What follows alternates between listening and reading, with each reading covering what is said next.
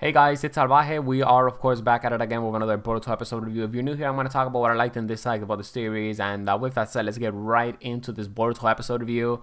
A couple of episodes ago, I think it was one episode, the previous episode that we got, or 2 episodes back, I said that, you know, the episode that we got was kind of like a filler, not really a filler, but it was kind of like a build-up type episode, right? And I felt like it was done very, very wrong.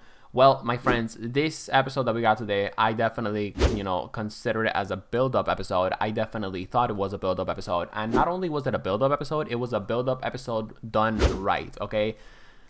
This is how I want my build-up episodes. I want to get a little bit of action. I want to get a little bit more of information into the bad guy, into the threat that, Boruto and his team are facing. I want to get, some plot development, and on top of all that, at the end of the episode, I want to get a sneak peek, okay? And I just want to point that out there, guys, because, I know we're going to have some bad build-up episodes in the future in the Boruto series, and I just want you guys to understand what it is that, what expectations I have when it comes down to a really good build-up episode. Do you guys know what I mean?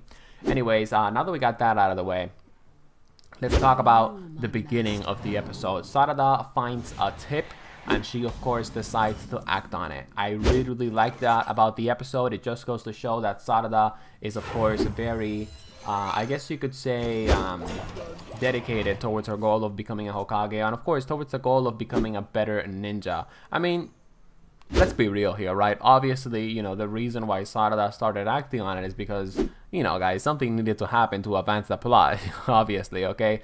But the point is that, like I've always said, right, it's these small things that they put into the Boruto anime that actually make me really like the anime as well. For example, later on in, I guess you could say, the middle of the episode or so, okay, Shikadai makes a friend, okay? And, of course, he... what's this thing called? He's walking with his shogi thingy. This guy is playing with a paper bomb. He saves the guy, and then of course we get to see a mysterious young lady, or a dude, I don't really know what that was.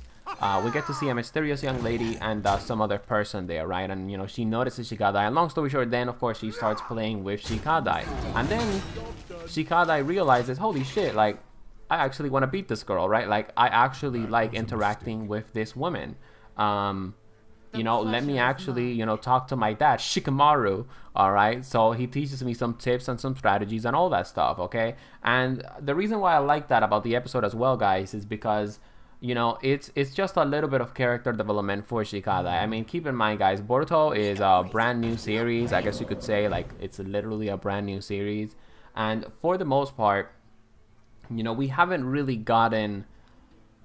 I guess you could say we haven't really gotten a ton of character development so far, okay? We've gotten some okay character development. We've gotten some really, good character development, but not like crazy character development. We don't really know much about these characters, and it's these small things, okay, that they show in the series. Like, for example, Shikadai's interaction with that young lady that, of course, makes us more interested and, of course, more...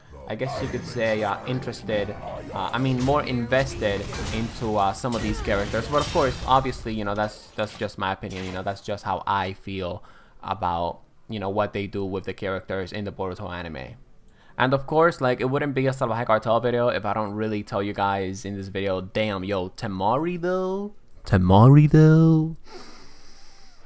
fine as fuck. Yeah, when I saw Temari, I was like, whoa.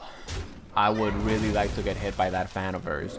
But anyways, now that we got that out of the way, of course, let's just start focusing on other things other than how fine Temari is. Yeah, later on in the episode, of course, we get to see Boruto and his team basically make this interaction with one of the members of the Byakuya gang, the iStyle user, I guess you could say. By the way, I have to say, that's also another thing that I really liked about this episode, an iStyle user. I believe the last iStyle user that we saw in Naruto was Haku, I believe. I think that's her name.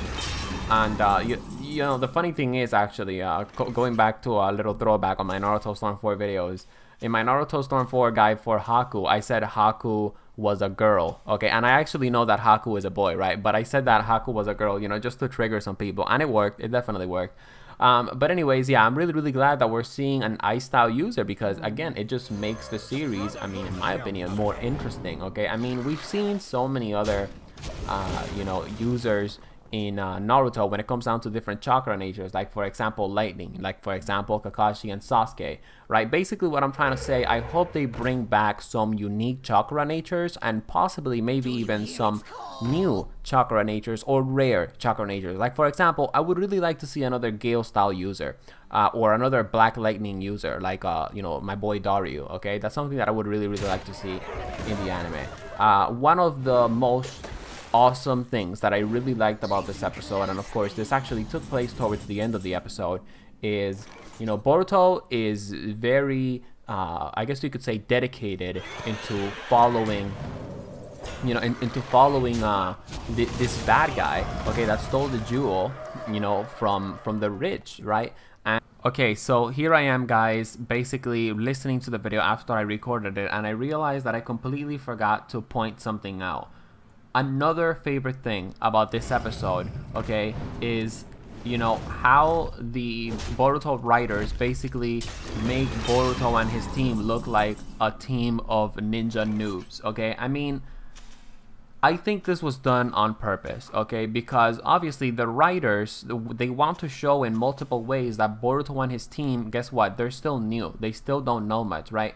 They're still, you know, not super experienced ninjas. And how they did this, you know, maybe some of you guys might have noticed, but how they did this is that Boruto and his team had no idea of the hostage that was surrounded with paper bombs. If you guys were hardcore viewers of Naruto Shippuden and Naruto, you guys know that a ninja is always aware of his surroundings. And one of the things that Kakashi taught Team 7 is that before you go into an area, you have to scout it out. And guess who taught that as well? Minato's little bitch ass. Alright, so again, really liked how the writers basically showcased this scene where Boruto basically comes into an encounter with a bad guy, and guess what? They, you know, Boruto and his team, they get caught off guard, like, oh shit, here's this guy with paper bombs, we didn't even know this. Guess what? The reason why they didn't know it's because, again, the writers are just showcasing that, of course, Boruto and his team are just still very new to this.